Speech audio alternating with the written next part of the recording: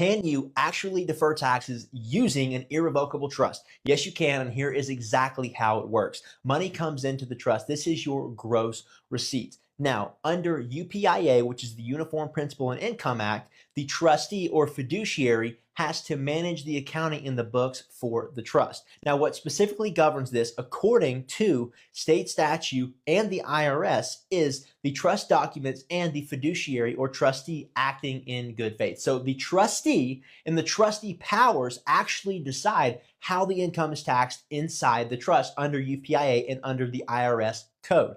Now, the trustee decides that we have two buckets. Number one, we have our fiduciary accounting bucket. Number two, we have our principal and corpus bucket.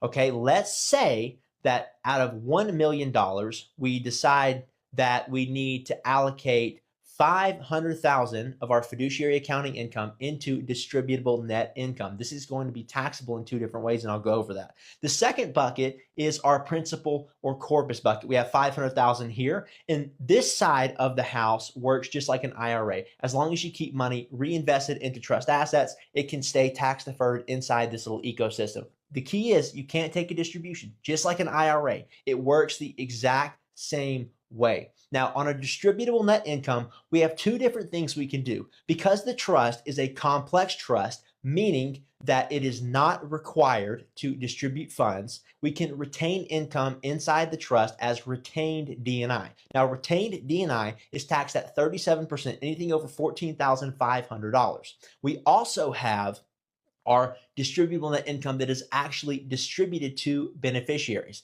This will pass a K-1 to the beneficiary, and the beneficiary will be taxed in their respective tax bracket.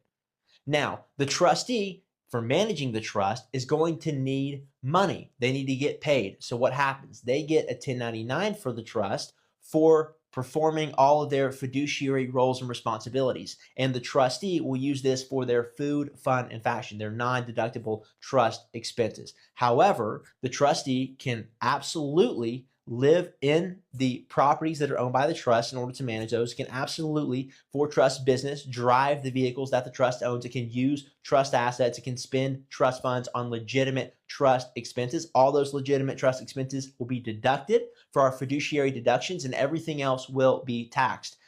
Now, that's how it works. It's really very simple. But it took our team of tax attorneys and CPAs decades to master this information. So you don't need to master it. You just need to let our team work for you. So if you want to learn how you can legally reduce your taxes using an irrevocable trust structure and defer them from year to year strategically, even in